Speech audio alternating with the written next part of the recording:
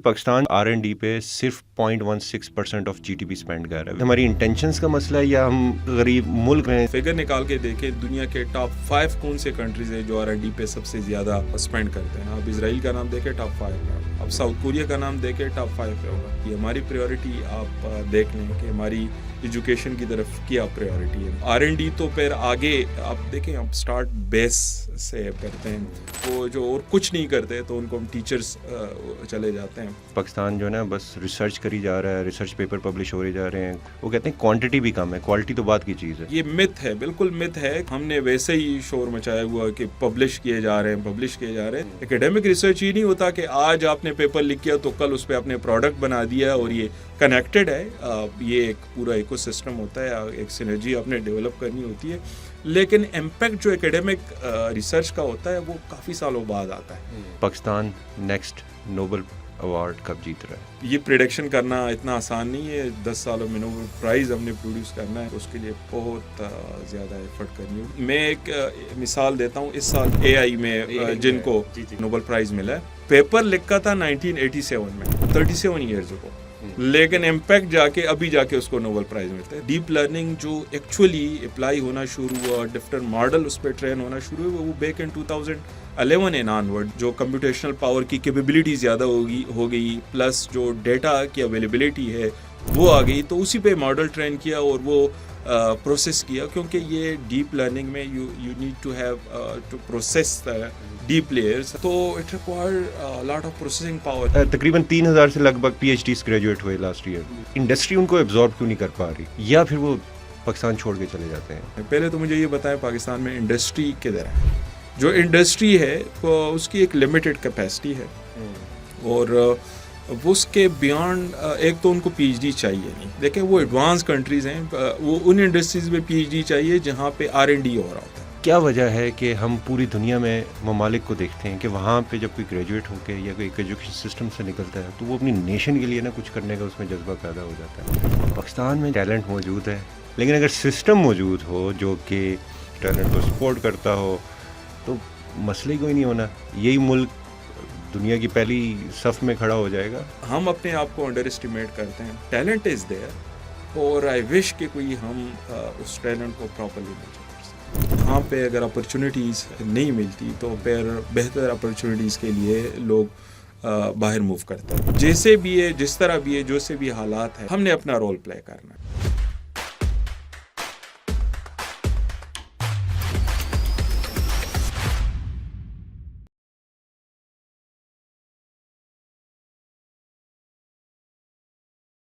अस्सलाम वालेकुम, welcome to fresh new episode of Cybercast. Last episode में हमने बात की कि पाकिस्तान ने अगर आगे बढ़ना है तो हमारे जो प्राइवेट सेक्टर है उसको लेटेस्ट टेक्नोलॉजी में अपना मकाम पैदा करना पड़ेगा। अब लेटेस्ट टेक्नोलॉजी में अगर मकाम पैदा करना है तो उसके लिए टैलेंट भी रिक्वायर्ड है, और टैलेंट यूनिवर्सिटीज़ नर्चर करती हैं। तो यूनिवर्सिटीज़ में टैलेंट की क्या सिचुएशन है, और जो लेटेस्ट ट्रेंड्स हैं या जो लेटेस्ट टेक्नोलॉजी है उसमें यूनिवर्सिटी क्या कुछ कर रही है, क्या मुश्किलात हैं, R&D में क्या हो रहा है, ये सब पे बात करने के लिए आज हमारे साथ मौजूद हैं डॉक्टर मोहम्मद तारिक साहब, जो कि फास्ट यूनिवर्सिटी फास्ट इस्लामाबाद के हेड ऑफ इंजीनियरिंग डिपार्टमेंट हैं। और हमारी खुशकिस्मती, पाकिस्तान की खुशकिस्मती है कि स्टैनफोर्ड यूनिवर्सिटी ने उनको रिकग्नाइज़ किया है as top 2% of the scientist globally. और ये सिर्फ एक साल नहीं, लास्ट 2 ईयर्स से वो टॉप 2% ऑफ द साइंटिस्ट हैं। तो उनको खुश आमदीद कहते हैं, उन्होंने हमें वक्त दिया। अस्सलाम वालेकुम डॉक्टर साहब। इट्स एन ऑनर जी, thank you for inviting me. Sir, start हम यहीं से करना चाहेंगे, ये top 2% of the world scientist, इसके बारे में थोड़ा बताएं। अच्छा, ये स्टैनफोर्ड यूनिवर्सिटी, ये इनकी एक क्राइटेरिया है, डिफरेंट पैरामीटर्स सेट करते हैं और उस पर वो इवोलुएट करते हैं थ्रू आउट द वर्ल्ड जितने भी लोग रिसर्च में कंट्रीब्यूट कर रहे हैं। तो ज़्यादातर उनका फोकस साइटेशंस पे कि आपके काम को जो आपने रिसर्च किया कितने लोगों ने साइट किया है और वो साइटेशन की प्रेस्टीज क्या है उसको कंसिडर करके ऊपर एक लिस्ट बनाते हैं। तो उस लिस्ट में फिर जो भी उस क्राइटेरिया को फुलफिल करता है, डिफरेंट ईयर वाइज भी है और कैरियर वाइज भी। हम तो ज़रा चूँकि अर्ली कैरियर वाले हैं तो हमारा तो ईयर बाय ईयर अभी फ़िलहाल इवेलुएट होता है। तो उस लिस्ट में मैं सिर्फ अकेले नहीं हूँ, पूरे पाकिस्तान से। ये कोई जो लिस्ट है दैट इज़ उसमें कोई 2 लाख तक लोग हैं थ्रू आउट द वर्ल्ड। अच्छा तो हमारा तो उसमें सब बहुत ही नेग्लिजिबल है। पूरे पाकिस्तान से लास्ट ईयर कोई 82 लोग थे और इस साल भी शायद 100 से ही कम होंगे थ्रू आउट सारे यूनिवर्सिटीज और इंडस्ट्री मिला के जितने लोगों का नाम इसमें आया। ये 2 लाख मतलब टॉप 2%, 2 टॉप लाख 2% में ना ये उनकी जितने भी कोई रिसर्चर्स हैं उनके सारे फील्ड से कंबाइन इर्रिस्पेक्टिव वेदर के अच्छा वो इंजीनियरिंग से हैं, कंप्यूटर साइंस है, उन सारों का कि जो भी इस क्राइटेरिया को, क्योंकि वो बड़ा ब्रॉड क्राइटेरिया है। और और उस साइंटिस्ट की जब हम बात करते हैं तो उससे स्टेम की बात होती है। जी STEM जी जी बिल्कुल स्टेम की बात हो रही है कि ठीक है उसमें आप वो इशारों को इंक्लूड करते हैं और ठीक इन है इशारों में डिफरेंट फील्ड में अब जो मैं हम्म 80 या जो पाकिस्तानी इसमें आए तो वो सिर्फ इंजीनियरिंग से नहीं है, उसमें ठीक है कंप्यूटर साइंस के लोग भी हैं, उसमें बायोलॉजिकल साइंसेज हैं, उसमें अर्थ साइंसेज है, तो सारे एरिया से इसमें है। हमारा तो आप समझें कि ये कंट्रीब्यूशन आटे में नमक के बराबर है, तो काफ़ी ज़्यादा इस लिस्ट में वो काफ़ी होने चाहिए जो हैं उस लिहाज से तो काफ़ी है, लेकिन क्योंकि वो पाकिस्तान से नहीं वो हैं तो पाकिस्तानी लेकिन उनकी फिलिएशन अब बाहर जाके वो गल्फ में सर्व कर रहे हैं, वो यूरोप में जाके सर्व कर रहे हैं, वो कनाडा में सर्व कर रहे हैं, इसी तरह। लेकिन लिस्ट में अगर सिर्फ पाकिस्तानी निकाल दें तो काफ़ी हैं, सिर्फ लेकिन ये सिर्फ वो पाकिस्तानी जो पाकिस्तान जो में पाकिस्तान में हाँ है, मतलब लेकिन पाकिस्तान ठीक है। पाकिस्तान जी आपने साइटेशन की बात की, रिसर्च की बात की, तो मैं स्टार्ट हमारी डिस्कशन वहीं से करना चाहूँगा जी कि हमारे गेस्ट भी आए थे, उन्होंने भी कहा कि ये मिथ एक है कि पाकिस्तान जो है ना बस रिसर्च करी जा रहा है, रिसर्च पेपर पब्लिश हो जा रहे हैं और बहुत ज़्यादा क्वांटिटी है। वो कहते हैं क्वांटिटी भी कम है, क्वालिटी तो बात की चीज़ है। बिल्कुल सही कहा है। क्वांटिटी देखें सबसे पहले तो ये मिथ है, बिल्कुल मिथ है कि क्वांटिटी नहीं है। मैंने आपको कहा ना इसी पे तो आगे अब रिसर्च पेपर होंगे तो साइट होंगे। तो ये हमने वैसे ही शोर मचाया हुआ कि पब्लिश किए जा रहे हैं। देखिए मैं एक मिसाल देता हूँ। इस साल जिस बंदे ने नोबेल प्राइज को एक और बंदे के साथ मिलके है तो फिजिस्ट लेकिन एआई में जिनको जी जी नोबेल प्राइज मिला है ये प्रिंसटन से जहां से मैंने पोस्ट डॉक किया है वहीं का है। इसने एक थ्योरी न्यूरल नेटवर्क पे जिसको हम एआई में पढ़ते रहते हैं और उसका नाम था हफमैन नेटवर्क। ठीक है अच्छा वो हम बस सिर्फ थ्योरेटिकली पढ़ते थे लेकिन उसकी एप्लीकेशन ना उस टाइम हमें समझ आ रही थी और बाद में कब समझ आई अब डीप लर्निंग जो एक्चुअली अप्लाई होना शुरू हुआ, डिफरेंट मॉडल उस पर ट्रेन होना शुरू हुआ वो बैक इन 2011 एंड ऑनवर्ड, जब कंप्यूटेशनल पावर आपके पास जो कंप्यूटेशनल पावर की कैपेबिलिटी ज़्यादा हो गई प्लस जो डेटा की अवेलेबिलिटी है वो आ गई, तो उसी पे मॉडल ट्रेन किया और वो प्रोसेस किया क्योंकि ये डीप लर्निंग में you need to have to process deep layers, तो it require lot of processing power. लेकिन उसकी एप्लीकेशन अब जाके हम देख रहे हैं ये जो लार्ज लैंग्वेज मॉडल है या जितने भी अगर हम जनरलाइज एआई की एप्लीकेशन देखते हैं तो उसमें इनका फंडामेंटल रोल है। पेपर लिखा था 1987 में 37 ईयर्स को, लेकिन इम्पैक्ट जाके अभी जाके उसको नोबेल प्राइज मिलता है। तो ये होता है एकेडमिक रिसर्च। एकेडमिक रिसर्च ये नहीं होता कि आज आपने पेपर लिख किया तो कल उस पर आपने प्रोडक्ट बना दिया और ये कनेक्टेड है। ये एक पूरा इकोसिस्टम होता है, एक सिनर्जी आपने डेवलप करनी होती है। लेकिन इम्पैक्ट जो एकेडमिक रिसर्च का होता है वो काफी सालों बाद आता है। उसमें लाजमी नहीं है कि सारे पेपर जो हैं वो इसी तरह इम्पैक्ट हो, ठीक है वो रेयर होता है। लेकिन एकेडमिक्स का काम सिर्फ ये नहीं है कि टीचिंग करे, रिसर्च करे, लेकिन कुछ का रिसर्च जो है उनकी अप्लाइड साइड पे होती है, कुछ के प्योर एकेडमिक होती है कि जो फोर्सी करते हैं कि शायद आज 9-10 साल के बाद इसका इम्पैक्ट होगा। इसमें जो आपने जिस तरह मेंशन किया, अब नोबेल प्राइज़ जो इस साल जीते भी हैं तो उसमें एक आर्टिकल था जिसके मुताबिक 3 या 4 अफराद ऐसे थे जो गूगल से एफिलिएटेड रहे हैं या हैं, तो इसका मतलब है जब तक पैसा ना हो तो नोबेल प्राइज़ भी नहीं जीता जा सकता। ये इसमें आप अगर देखें तो हकीकत नहीं है। जितने लोगों को ये गूगल से है वो बड़ा यंग बंदा है, उसकी पीएचडी भी कोई अभी की है और जो अभी उसके साइटेशन कोई पहले 2-3-4 साल पहले नहीं थे, लेकिन रिसेंटली जो लास्ट ईयर उसके टोटल नंबर ऑफ साइटेशन कोई 16,000 है, टोटल 45,000 की साइटेशन जो जिस बंदे की आप बात कर रहे हैं गूगल से। तो ही कंट्रीब्यूटेड देयर, जो मेन एआई से रिलेटेड उनका प्रोजेक्ट था, तो उसी का को लीड कर रहा था। और आज आप जितना सारा कुछ देख रहे हैं, ये जो इवन टेंसर फ्लो की हम बात करते हैं, डीप लर्निंग की लाइब्रेरी है, तो that is developed by the same Google team. तो ये कंट्रीब्यूशन थी, आज हम देख रहे हैं कंट्रीब्यूशन है, तो जिसकी वजह से उनको रिकॉग्नाइज किया था। एक हिल्टन है जो कि यूनिवर्सिटी ऑफ ऑटोवा से थे, वो तो है ही सीएसके और एआई के, वो भी उसको और हफमैन दोनों को कंबाइन ये अवार्ड मिला था फिजिक्स में। ये जिसकी हम बात कर रहे थे वो शायद केमिस्ट्री में था। तो ये प्योरली जो बिल्कुल मेरिट पे है इनको, मेरे ख्याल में मेरिट पे। हाँ, जहाँ तक और साइंस है, क्योंकि मैं उसका एक्सपर्ट नहीं हूँ, जो लिटरेचर है या मेडिसिन है या इसके अलावा जो इकोनॉमिक्स है, मैं नोबेल प्राइज उसके पे मैं कमेंट नहीं कर सकता। लेकिन ये जो जिन लोगों का फील्ड, क्योंकि वो अभी हफमैन जो है, सॉरी, तो वो तो मैं, क्योंकि मैं प्रिंसटन में काफी टाइम मैंने गुजारा है, तो मैं इन लोगों को जानता हूँ। वहाँ पे एक नोबेल प्राइज विनर्स का एक कल्चर है। अच्छा। तो वो आम से जिस ईयर पे मैं था, तो हेल्डन है फिजिक्स में, तो उसने नोबेल प्राइज विन किया था, और इसी दिन वो कैंपस में आया हुआ था और वो लेक्चर ले रहा था। अच्छा। ये कोई मतलब कोई वो एयरपोर्ट पे कोई शानदार इस्तकबाल या नहीं, कुछ ये इसी तरह था। और बल्कि मैंने एक मूवी देखी, आपने भी देखी होगी, वो उस पे बनी थी, वो मैथ्स में, जिसने फिर वो नेश इक्विलिब्रियम डेवलप किया, जॉन नेश। तो जॉन नेश पे वो एक मूवी बनी थी, और वो सारे बिल्डिंग जब मैंने देखे, मेरा उस टाइम से एक ख्वाब था कि मैं प्रिंसटन किसी दिन जाऊंगा। तो वो एक पैशन था मेरा भी। और तो जब मैं गया, मैंने सबसे पहले जाके वहाँ पूछा कि जॉन नेश जिस बिल्डिंग में उसका ऑफिस था, फिर मुझे किसी ने बताया कि उसका बेटा भी थोड़ा सा उसी तरह का है, क्योंकि उसको शिज़ोफ्रेनिया था, तो बेटे को भी माइनर शिज़ोफ्रेनिया था, लेकिन वो भी वहाँ पे लाइब्रेरी में किसी जूनियर पोजीशन पे था। तो वहाँ पे बहुत सारा, इवन वहाँ पे इंस्टीट्यूट ऑफ एडवांस स्टडीज है प्रिंसटन में बिल्कुल पास ही, तो वो तो एफिलिएटेड नोबेल प्राइज जितने भी हैं मेजॉरिटी, तो वो उस इंस्टीट्यूशन से one way the other way affiliated है। इसमें जो डॉक्टर अब्दुल सलाम है, मैंने जाके लिस्ट में देखा, तो वो भी he was part of that institution for a good couple of years there. इस पे आखिरी सवाल है, उसके बाद अगले उस पे मूव करते हैं।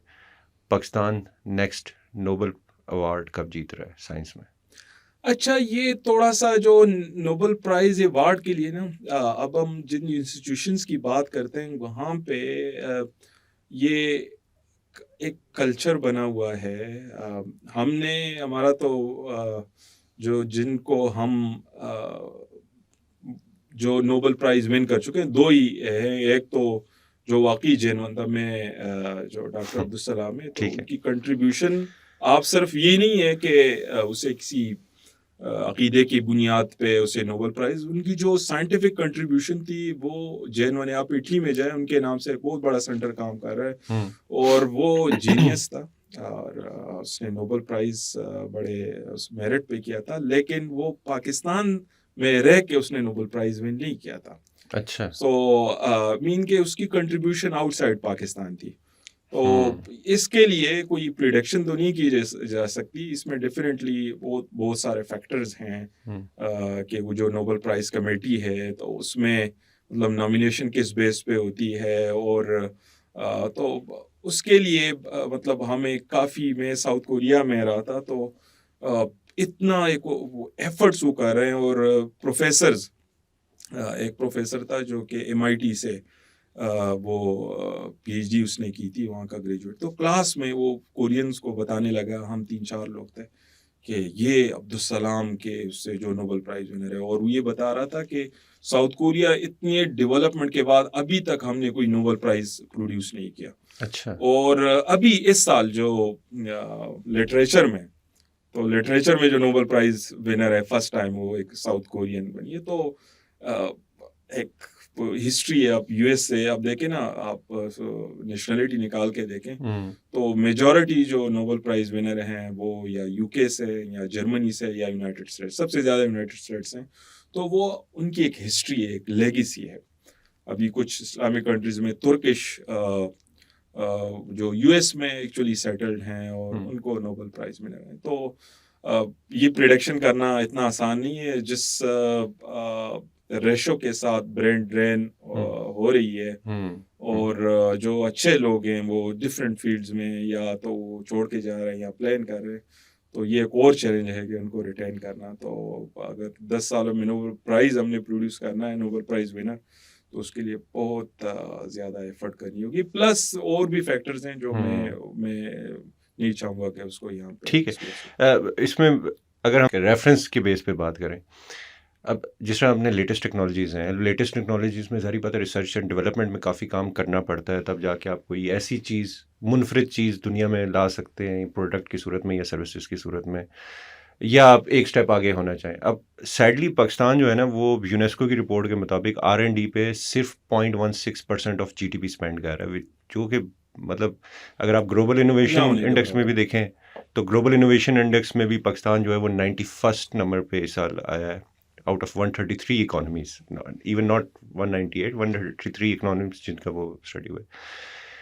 तो कहीं पे थोड़ा सा हमारा शायद ओवरऑल फोकस भी नहीं लग रहा कि हम साइंस में या एजुकेशन में पॉलिसी लेवल पे इतने सीरियस हैं, शायद हमारी प्रायोरिटीज़ नहीं है। तो आप इसमें क्या समझते हैं कि इसमें शायद हमारी इंटेंशंस का मसला है या हम मुल्क गरीब हैं इसलिए हम शायद रिसर्च नहीं कर सकते? आपका चूँकि मतलब मुख्तलिफ दुनिया का एक्सपीरियंस भी है, मुख्तलिफ मुल्कों में आप माशाल्लाह पढ़ाया भी, पढ़े भी, तो उसके कॉन्टेक्स्ट में आप क्या समझते हैं? देखिए, प्रायोरिटीज़ क्या हैं? आप प्रायोरिटीज़ कंट्रीज़ की प्रायोरिटीज़ देखें, आप ज़रा थोड़ा सा फिगर निकाल के देखें, दुनिया के टॉप 5 कौन से कंट्रीज़ हैं जो R&D पे सबसे ज़्यादा स्पेंड करते हैं। आप इसराइल का नाम देखें, टॉप 5 में होगा। आप साउथ कोरिया का नाम देखें, टॉप 5 पे होगा। अभी साउथ कोरिया में जिस तरह ये टेस्ट हो रहे थे, उनके बच्चों में जिस तरह हमारे एक एनुअल टेस्ट होता है, तो वो कंबाइनली पूरे कंट्रीज़ का एक साथ होता है। तो वो उस टेस्ट के दौरान एयरप्लेन के उड़ाने पे भी एक खास ड्यूरेशन 30 मिनट्स या 1 आवर का है। तो इतना उन चीज़ों के कि they are the nation builders, इन्हीं से ये आगे जाके वो कंट्रीब्यूट करेंगे। तो नेशंस की प्रायोरिटी होती है। हमारी प्रायोरिटी आप देख लें कि हमारी एजुकेशन की तरफ क्या प्रायोरिटी है। तो R&D तो फिर आगे आप देखें, आप स्टार्ट बेस से आप जो है ना प्राइमरी लेवल स्कूलिंग से स्टार्ट करते हैं, वहाँ पे प्रायोरिटीज़ क्या है। हमारा जो सबसे जो टीचर्स हैं वो जो और कुछ नहीं करते तो उनको हम टीचर्स चले जाते हैं। और हालांकि जितने भी कंट्रीज या एडवांस कंट्री, आप जापान उसमें लें, आप इटली लें, आप और जितने भी कंट्रीज, वहाँ पे टीचर्स को बहुत ही मतलब रिस्पेक्ट वो नेक्स्ट लेवल की होती है। वो जिस तरह इशफाक साहब का बिल्कुल सही टीचर इन द कोर्ट, बिल्कुल सही कहा है कि उनको मतलब जज भी उनको मतलब उनकी किसी बात को रद्द नहीं करता। ये जापान में, साउथ कोरिया में या इतने भी कंट्रीज हैं, वहाँ पे तो टीचर्स से जब मिलते हैं तो कोई भी टीचर आते हैं तो वो जाके इतने झुक के मिलते थे कि मैंने एक बार किसी वहाँ पे एक बंदा आया हुआ था, मैंने कहा हम भी मजबूरन टीचर के सामने झुकना पड़ता है, रिगार्ड रिस्पेक्ट। बोलते नहीं है टीचर के क्लास में, क्वेश्चन नहीं करते, दो जिससे मैं शायद एग्री नहीं करता, लेकिन वो टीचर का इतना रिस्पेक्ट होता है। तो वो कह रहे हैं कि नहीं, ये ताजीम, आप सर आप कोई सजदा नहीं कर रहे, आप ताजीम कर रहे, तो इट इज़ एब्सोल्युटली फाइन। तो कहने का मतलब ये है कि आप अपनी प्रायोरिटी सेट करेंगे। तो हमारी प्रायोरिटी R&D फंडिंग तो बात की बात आती है, हमने पीछे ज़रा वो बेस कितना हमारा स्ट्रॉन्ग है। तो जब base weak, having said that, मैंने कोई 30 डिफरेंट कंट्रीज कॉन्फ्रेंसेस के लिए मैंने ट्रेवल किया है, 4 डिफरेंट कंट्रीज से मेरी डिग्रीज हैं। हम अपने आप को अंडर एस्टिमेट करते हैं। अच्छा। पाकिस्तान एज नेचुरल टैलेंट, आप जहाँ पे भी जाते हैं तो आपको कोई प्रोफेसर अमेरिका में से लेके, मेरा जो प्रोफेसर है, मैं हमारी फील्ड का दुनिया का सबसे जो प्रिंसटन में था सबसे मशहूर प्रोफेसर है, और वो मेरे टाइम पे डीन था। मतलब वो जब मैं आ रहा था मुझे ऑप्शन दे रहा था कि stay here in the United state, और कुछ इश्यूज थे, वो कह रहे मैं उसके लिए कोई वे आउट निकाल लूँगा। तो मतलब ये है कि ये तो सिर्फ मेरा, और भी बहुत सारे जो प्रोफेसर्स होते हैं तो कभी भी आपको पाकिस्तानी स्टूडेंट्स के बारे में ये नहीं बताया कि इनमें टैलेंट है।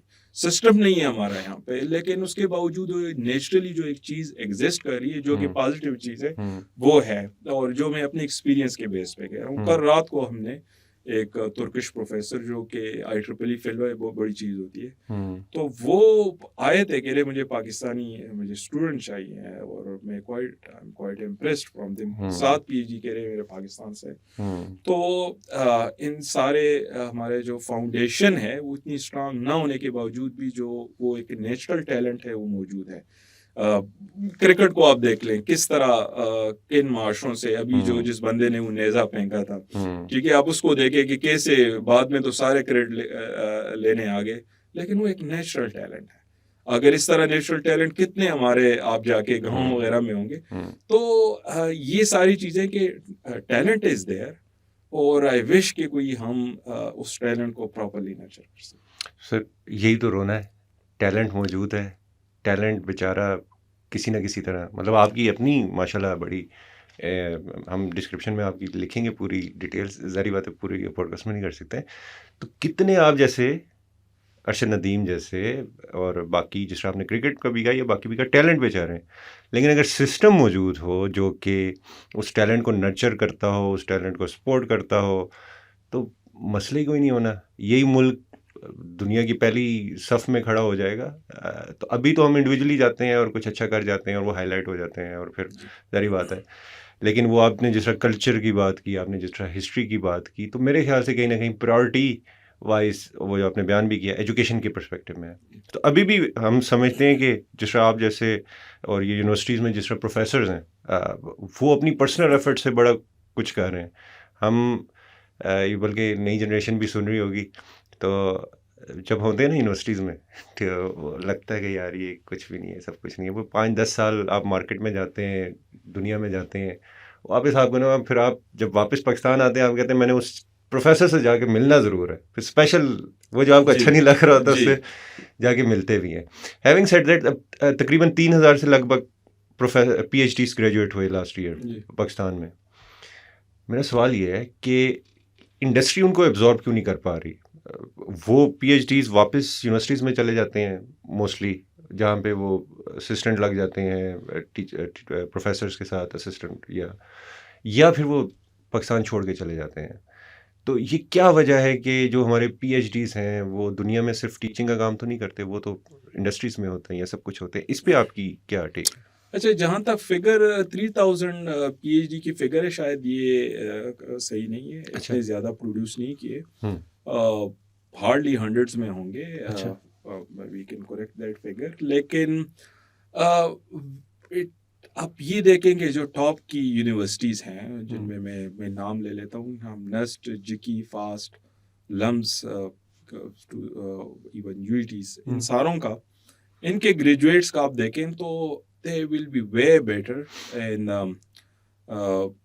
terms of their employment. अच्छा, PhDs में ज़्यादातर ये सिर्फ पाकिस्तान में ट्रेंड नहीं है, ये वर्ल्ड वाइड ट्रेंड है कि ज़्यादातर जो PhDs हैं वो यूनिवर्सिटीज़ में ही जाते हैं, प्रेफर करते हैं कि वहाँ पे रिसर्च लैब बनाएं, और वहाँ पे क्योंकि उनकी जो रिसर्च की जो नेचर होती है वो थोड़ी डिफरेंट होती है। ठीक है। लेकिन ऐसा नहीं है कि वो इंडस्ट्री में नहीं है। मैं अपनी एग्जांपल दे देता हूँ, ये जिसको मैं बड़ा प्राउडली हर जगह पे बताता हूँ। मैंने जो एक मेरी कंट्रीब्यूशन हो सकती है पाकिस्तान में, तो अभी तक मेरे 9 PhD स्टूडेंट्स ऑलरेडी PhD कर चुके हैं मेरी सुपरविजन में। 10वां एक, she is a female, next month उसका एक PhD डिफेंस है। जितने भी मेरे PhDs ग्रेजुएट हुए हैं वो पाकिस्तान में भी सर्व कर रहे हैं। पाकिस्तान से मैं नाम ले लेता हूँ, फैसल नईम एक मेरा स्टूडेंट था, जो आप गूगल पे सर्च करें, वो जाके अभी कनाडा के एक बड़े अच्छे यूनिवर्सिटी में जाके असिस्टेंट प्रोफेसर, PhD पाकिस्तान से किया, असिस्टेंट प्रोफेसर आप जो लोग कनाडा में जाते हैं वहाँ उनको पता है कि असिस्टेंट प्रोफेसर की पोजीशन लेना इट्स नॉट दैट इजी। ऐसी इसके साथ दूसरा ही दोनों कोलीग्स थे, वो भी मेरे अंडर सुपरविजन किए यहाँ पे, हमने फास्ट फेलोशिप इनको दी थी। और मंसूर अली नाम है, वो जाके बड़े टॉप इंडस्ट्री में वहाँ पे जाके अपने रेलेवेंट फील्ड के साथ वो अभी इंडस्ट्री में जॉब कर रहे हैं। और भी जितने स्टूडेंट्स हैं, तो उनको, बल्कि जिस बच्ची का मैं नाम ले रहा हूँ, तो अब मैं नाम लिया है, जो अगले सेमेस्टर में वो ग्रेजुएट करने जा रही है, और सॉरी अगले मंथ में, और वो उनको यूएस से ऑलरेडी पीएचडी पोस्ट डॉक मिल गई है, और she will leave with in couple of months. जिससे मैंने कहा ना कि आप सारों को एक पैमाने के साथ उनको मेजर नहीं कर सकते, इट वेरीज। जो बहुत सारी यूनिवर्सिटियों से अभी भी पाकिस्तान का जो पीएचडी जो मैकेनिज्म डेवलप है वो बेहतर है और अच्छे जगहों पे, लेकिन मैं ये नहीं कह सकता कि ये जो एग्जांपल मैं दे रहा हूँ शायद वो सारे होंगे, लेकिन ये जितनी आप कह रहे हैं हम इसको और भी एकोमोडेट कर सकते हैं। पहले तो मुझे ये बताएं पाकिस्तान में इंडस्ट्री किधर है। जो इंडस्ट्री है उसकी एक लिमिटेड कैपेसिटी है, और वो उसके बियॉन्ड एक तो उनको पीएचडी चाहिए नहीं, लेकिन वो एडवांस कंट्रीज हैं, वो उन इंडस्ट्रीज में पीएचडी चाहिए जहाँ पे R&D हो रहा होता है। ठीक है, कितनी कंपनीज में R&D हो रहा है, और R&D किस लेवल का हो रहा है। अगर जहाँ पे R&D, तो वो अकोमोडेट कर सकते हैं पीएचडी। तो उसमें R&D के लिए फंडिंग चाहिए। अगेन फंडिंग की बात आती है, R&D के लिए डिफरेंट फंडिंग ऑर्गेनाइजेशन है हमारा। आप देखें ना, लास्ट 5 ईयर में कितनी फंडिंग दी है गवर्नमेंट ने, या कितने इंडस्ट्री को सपोर्ट किया है। तो ये कम्प्लीटली इकोसिस्टम होता है। तो उसमें आप इंडिविजुअली अगर आप एक अच्छा टैलेंट भी हो, लेकिन आप उनके लिए ये जो एनवायरनमेंट है, वो सिस्टम है, क्या उसको अकोमोडेट कर पा रहे हैं या नहीं, तो फिर नेचुरली वो फिर अल्टरनेटिव ऑप्शंस की तरफ जाते हैं, वो पाकिस्तान से बाहर जाते हैं। Having said that, quality check होना चाहिए कि जो सिर्फ जिन यूनिवर्सिटियों का काम है डिग्री बांटना, तो उन पे क्वालिटी चेक ज़रूर होना चाहिए। तो HEC मौजूद है ना बॉस? जी, HEC का रोल इससे ज़्यादा होना चाहिए, एक्सटेंसिव होना चाहिए, कि वो इन पे एक चेक एंड बैलेंस हो। लेकिन बहुत सारी टॉप कंट्रीज जो हैं उनमें भी अगर हम कंपेयर करते हैं, तो HEC समवॉट थोड़ा रोल प्ले कर रहे हैं in terms of ensuring the quality, लेकिन ये that is not enough, ज़्यादा होना चाहिए। अच्छा, आप सिर्फ एक प्रोफेसर नहीं है, आप एक डिपार्टमेंट भी हेड कर रहे हैं, तो ज़ाहिर बात है काफ़ी ज़्यादा स्टूडेंट्स की भी और काफ़ी लेक्चरर्स एंड प्रोफेसर्स की भी जिम्मेदारी आप पे आती है। तो आपका विजन क्या होता है कि आपके डिपार्टमेंट से जो स्टूडेंट जो ग्रेजुएट करके निकल रहा है, वो अच्छा इंजीनियर होना चाहिए या अच्छा इंसान होना चाहिए, या कोई मिक्स एंड बैलेंस है? इस पे यूनिवर्सिटी या आपके डिपार्टमेंट की क्या गाइडलाइंस है, या HEC की क्या गाइडलाइंस है? अच्छा, एक हर यूनिवर्सिटी का ना एक विजन होता है, एक मिशन होता है। मैं अपनी यूनिवर्सिटी की बात करता हूँ। विजन जो बड़ों ने ख्वाब देखा होता है कि एक ऐसा इंस्टीट्यूशन बनाऊं जहाँ से ऐसे साइंटिस्ट निकले जो कि टेक्निकली भी साउंड हो और जो एक गुड ह्यूमन बीइंग हो। तो ये एग्जैक्ट यही वर्ड्स हमारे यूनिवर्सिटी के मिशन में लिखे हैं। ये तो मिशन है। लेकिन जब किसी इंडिविजुअल की लर्निंग होती है ना, पर या टीच करते हैं, वो 3 डिफरेंट डोमेन्स में होती है। एक को हम कॉग्निटिव डोमेन कहते हैं, एक को हम साइकोमोटर डोमेन कहते हैं, और एक को हम फैक्टिव डोमेन कहते हैं या बिहेवियर डोमेन कहते हैं। ठीक है। तो जो और ये आजकल जितने भी आउटकम बेस्ड एजुकेशन है, तो इसमें फोकस इन 3 है। मेजॉरिटी देखें इंजीनियरिंग और टेक्निकल साइड हो कंप्यूटिंग साइंसेस हो, वो इंजीनियरिंग से डिफरेंट फील्ड हो, तो जो ज़्यादा फोकस होता है वो तो कॉग्निटिव डोमेन में होता है कि उनकी नॉलेज बेस को इम्प्रूव करना। लेकिन साथ में जो नेक्स्ट वो होता है, फोकस होता है, वो साइकोमोटर डोमेन पे होता है कि बच्चा टेक्निकली नॉलेज तो उसके पास आ गया, लेकिन नॉलेज अप्लाई करना, उनका जो प्रैक्टिकल किसी चीज़ को बनाना, उस पर मतलब हाथों से जो काम करने होते हैं, ठीक है, उनमें उसकी एक्सपर्टीज क्या है, वो एक्सपर्टीज डेवलप करना, वहाँ पे उसको हम साइकोमोटर डोमेन कहते हैं। फिर होता है इफेक्टिव बिहेवियर डोमेन कि एक बंदा टेक्निकली बड़ा साउंड है, फिर वो प्रैक्टिकली भी बड़ा अच्छा है, लेकिन बिहेवियर अच्छा नहीं है, वो टीम प्लेयर नहीं है, वो मैनेज नहीं कर पा रहा अपने टाइम को, टाइम मैनेजमेंट नहीं कर सकता, वो डेडलाइन मीट नहीं करता, कुली के साथ रवैया अच्छा नहीं है, तो इसका मतलब है जिस इंस्टीट्यूशन ने उनको टीच किया या जिससे वो आए, शायद इन चीज़ों पे इतना फोकस नहीं किया। तो हमारा मेरा इंडिविजुअली भी और एज ए इंस्टीट्यूशन हमारी ये प्रायोरिटी इन सारी चीज़ों पे होती है कि जो बच्चा यहाँ से निकलता है तो वो क्या उनमें ये सारे जो इंग्रेडिएंट्स है वो है, और वो हम अपनी तरफ से एक इवैल्यूएट करते हैं, एक सिस्टम मौजूद है ये जिससे हमें पता चलता है कि इसलिए अभी मैं अतर साहब से बात कर रहा था, तो हमने फिर ये कि हम जिन इंस्टीट्यूशन में जाके हमारे बच्चे जाते हैं, तो एक हमने सर्वे फॉर्म बनाया हुआ होता है कि उस सर्वे फॉर्म से वो आप हमें बताते हैं कि आफ्टर 3 or 4 years तो ये प्रोग्राम एजुकेशनल ऑब्जेक्टिव जो हमने क्या वो मीट कर रहे हैं, जो विजन देखा था हमारे बड़ों ने कि हमारे ग्रेजुएट ऐसे होंगे जिनके लिए हम मिशन के थ्रू हम इसको अचीव कर रहे हैं, तो वो हमें पता चलता है कि क्या हमारे बच्चे इन तीनों डोमेन में कैसे, तो आप या इंडस्ट्री के जो लोग हैं वो इवैल्यूएट करके हमें बताते हैं। तो सो फार हमारा जो फोकस था, मतलब मैं प्राउडली कहता हूँ कि we are one of the best in nurturing this kind of graduates, और इसीलिए आप देखते हैं कि फास्ट के इररिस्पेक्टिव ऑफ मैनेजमेंट साइंसेज हो, इंजीनियरिंग हो, कंप्यूटिंग साइंसेज हो, मैं ये नहीं कहता कि बच्चे परफेक्ट होते हैं, लेकिन जो भी ग्रेजुएट होंगे आप टेस्ट करके देखें, so they will be way better than other institute. काफ़ियों से हम राब्ते में भी हैं, माशाल्लाह काफ़ी अच्छा काम भी हो रहा है, इसलिए आपसे सवाल करने का मकसद था। लेकिन इस सवाल का मकसद ये था कि मैं अगले सवाल की तरफ जाऊँ, और अगला सवाल मेरा यही है कि क्या वजह है कि हम पूरी दुनिया में ममालिक को देखते हैं कि वहाँ पे जब कोई ग्रेजुएट होके या कोई एजुकेशन सिस्टम से निकलता है तो वो अपनी नेशन के लिए ना कुछ करने का उसमें जज्बा पैदा हो जाता है। अब वो ये नहीं है कि मर जाना है, लेकिन उसके लिए कुछ बनाना है, कुछ करना है जिससे दुनिया में नाम पैदा हो। पाकिस्तान में जब ग्रेजुएट निकल रहा है तो उसको सिर्फ पैसा क्यों चाहिए, उसको उसके अंदर कुछ और क्यों नहीं पैदा हो रहा है? ये ओवरऑल अगर हम ट्रेंड देखें। अच्छा, मैं इससे इत्तेफाक नहीं करता कि सारों को पैसा चाहिए। देखिए, एक फंडामेंटल नीड है एक इंडिविजुअल की कि उनको अपने जो हर बंदा चाहता है कि वो तरक्की करे, और तरक्की के लिए मतलब आपके जो बेसिक नेसेसिटीज़ हैं लाइफ की, उसके लिए यू डेफिनेटली नीड मनी। बाहर जाना क्यों जाते हैं? यहाँ पे अगर अपॉर्चुनिटीज़ नहीं मिलती तो फिर बेहतर अपॉर्चुनिटीज़ के लिए लोग बाहर मूव करते हैं।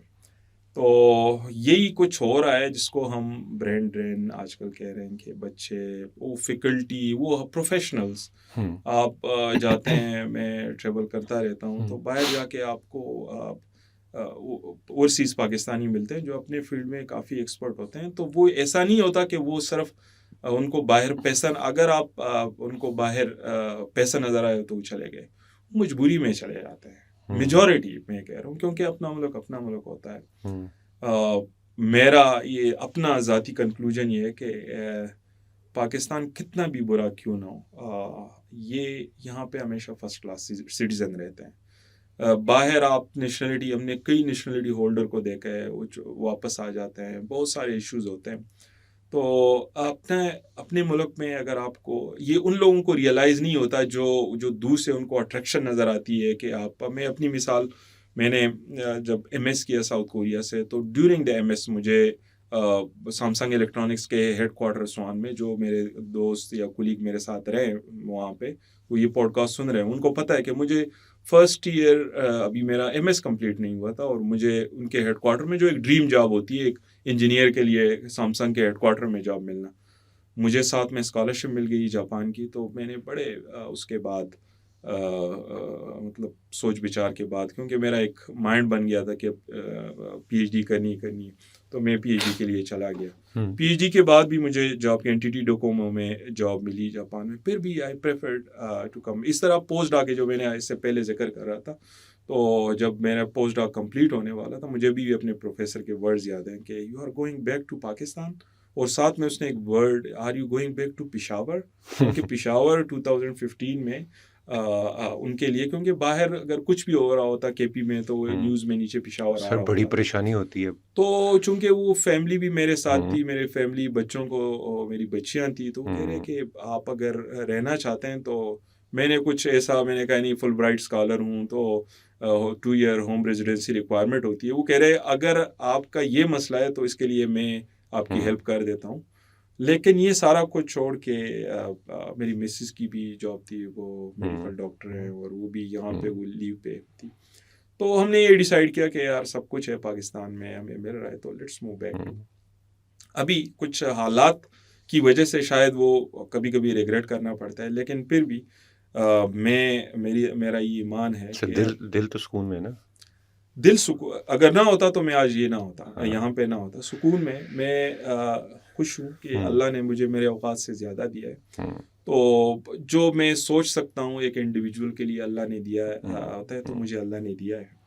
तो रिग्रेट सिर्फ इस फाइनेंशियली नहीं है कोई रिग्रेट, डेफिनेटली मुझे बाकी जो हालात हालात देख के जो मैं करना चाहता हूँ, बाद औक़ात एक कुछ आपका विजन होता है जो या कुछ हालात की वजह से कभी आप नहीं कर पाते, लेकिन हैविंग सेड दैट मुझे अभी भी यही लगता है कि और ये मेरा ईमान है कि जहाँ तक पैसा है तो वो आप दुनिया के कहीं किस कोने पे भी होंगे, वो अल्लाह ने आपको देना है। ठीक है। तो यहाँ पे रह के अगर आपका नीयत ये हो कि मैंने कुछ अपना कंट्रीब्यूट करना है, जो आप स्टार्ट में आप कह रहे थे कि हम कह रहे हैं कि सर्व करेंगे, तो मैं अभी उस चीज़ को दिल पे मैंने कहा है कि यार जो पैसा है वो एक आपके किस्मत में वो आपको आता रहेगा। उसी बात को अगर हम इस नीयत से करें कि यार हम कुछ रोल प्ले कर रहे हैं, हालात शायद कितनी बुरे क्यों ना, लेकिन हमारा हर एक बंदे का, मैं पॉलिटिशियन मैं इलेक्शन नहीं लड़ सकता, ना मेरा वो फील्ड है। मेरी एक्सपर्टी, मैंने 22 साल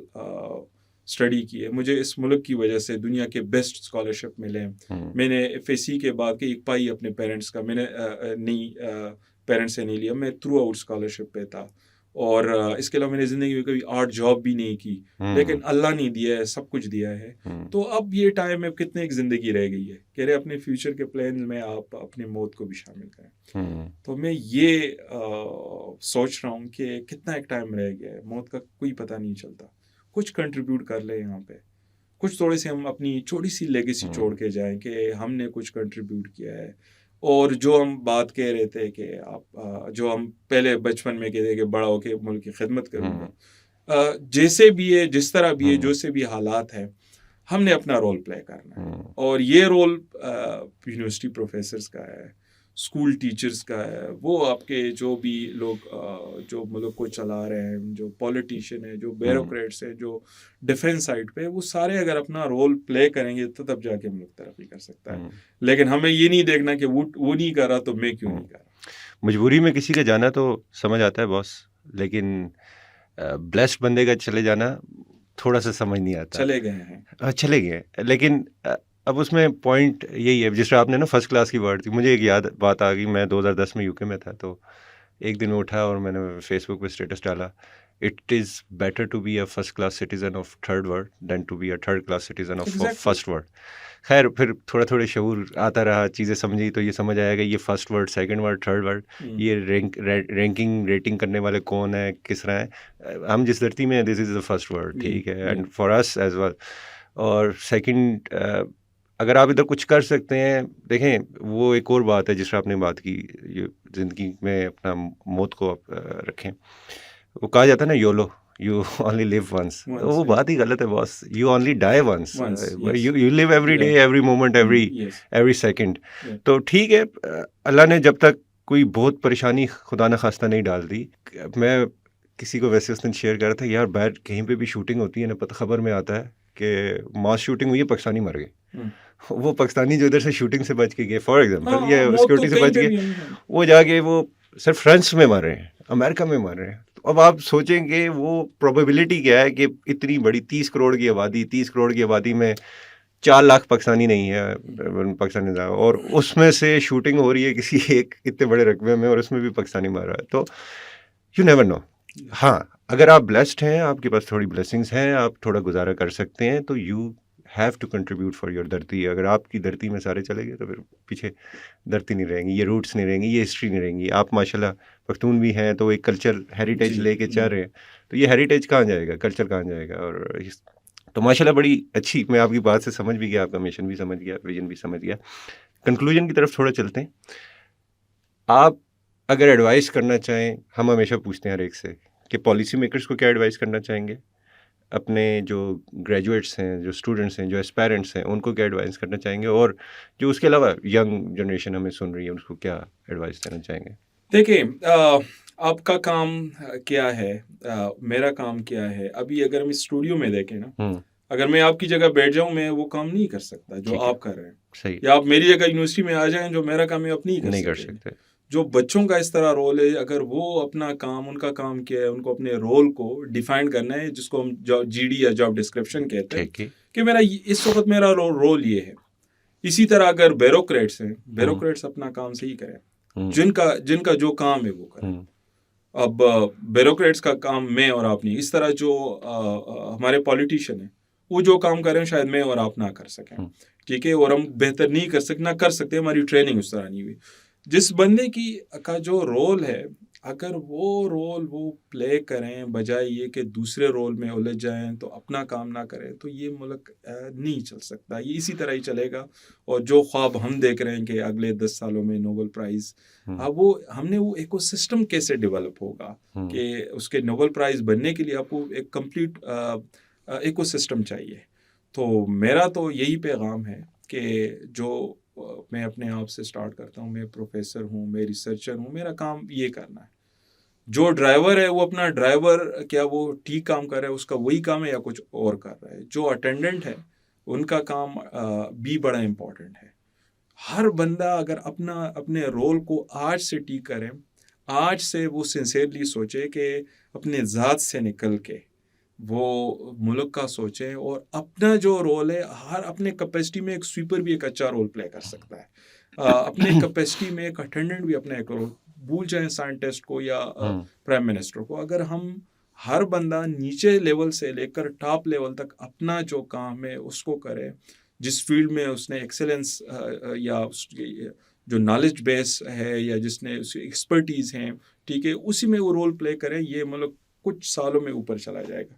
तो यही मेरा पैगाम है कि अपनी फील्ड पे खेलना, और वो एक्सेलेंस के साथ, पैशन के साथ। अगर यहाँ पे आपका पैशन पैसा है, तो पाकिस्तान में तो पैसा नहीं है, ठीक है, मतलब उस तरह नाशुक्रा नहीं होना चाहिए, लेकिन मैं कह रहा हूँ कि उस तरह पैसा नहीं है जो आप गल्फ में जाते हैं। अगर मैं आज मतलब मैं आज 99% मैं नियत आज करूं कि हाँ। मैंने गल्फ में जाना है, जो यहाँ मेरी सैलरी उससे मुझे 5-6 गुना आराम से सैलरी मिल सकती है। लेकिन यह कि आपका ऑब्जेक्टिव क्या है, लाइफ का एम क्या है। क्या अगर आप यहाँ पे रह के चीज़ें पैशन के साथ करते हैं, इंथुजियाज्म के साथ करते हैं, ठीक है, तो आप कंट्रीब्यूट कर सकते हैं और आप एक अच्छा रोल प्ले कर सकते हैं। तो यही मेरा मैसेज है सारों को कि जो भी अपने फील्ड में एक्सेलेंस के साथ रोल प्ले करें, और जो आपको बाहर नज़र आ रहा होता है, मेरी काफ़ी ट्रैवलिंग होती है, बहुत टॉप लेवल के। लास्ट नाइट मेरा डिनर जो था वो इवन लास्ट टाइम एक जो तुर्किश एम्बेसडर था, पहले उसने अपने रेजिडेंस पे इनवाइट किया, कर रात हम तंदूरी में बैठे हुए थे, उनके साथ डिनर कर रहे थे। तो उनके अपने चैलेंजेस है, तुर्की के अपने चैलेंजेस है, यूरोप के अपने चैलेंज, अब यूके में जाए यूके के अपने चैलेंजेस, अमेरिका के अपने चैलेंजेस हैं। तो ये दूर के डोल सुहाने होते हैं। आप अपने मुल्क में रह के भी बहुत कुछ कर सकते हैं, कंट्रीब्यूट कर सकते हैं। हालात अच्छे बुरे आते रहते हैं, लेकिन मायूस नहीं होना, और अपने काम के साथ सिंसियर होके अगर आप कंट्रीब्यूट करना स्टार्ट करें, तो इंशाल्लाह ये मुल्क तरक्की करेगा। I think this is the right place to end. अगर आप कुछ और ऐड नहीं करना चाहेंगे तो थैंक यू जी, हम थैंक यू आपका फॉर हैविंग मी। शुक्रिया अदा करते हैं। आपने अपना कीमती वक्त में से हमें टाइम दिया, और माशाल्लाह बड़ी फ्रूटफुल और बड़ी थॉटफुल डिस्कशन हमारी रही। Thank you for coming sir. My pleasure. अच्छा, की टेकअवेज यही हैं कि पहले तो मैं ये बता दूं कि पाकिस्तान में बेपनाह टैलेंट मौजूद है, और बेपनाह टैलेंट जो क्या क्या किरदार अदा नहीं कर रहा। आज आपको एक ऐसी पर्सनालिटी से मिला है। इसके अलावा हम पूरी, अगर आप साइबरकास्ट की सीरीज़ देखें, या उसके अलावा कितने लोग हैं जो टीवी में या स्क्रीन पे नहीं आ पा रहे।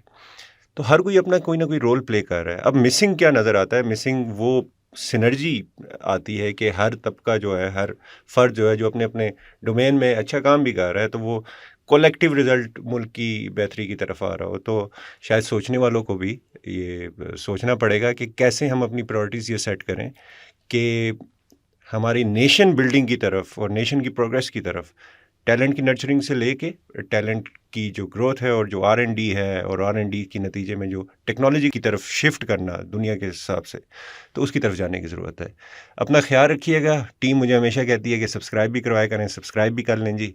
99% लोग जो हमारी वीडियोस देखते हैं यूट्यूब पे वो सब्सक्राइब नहीं करते, तो काइंडली सब्सक्राइब करें। और जो भी फीडबैक है, जो कमेंट है, वो ज़रूर शेयर कीजिएगा। अल्लाह हाफ़िज़।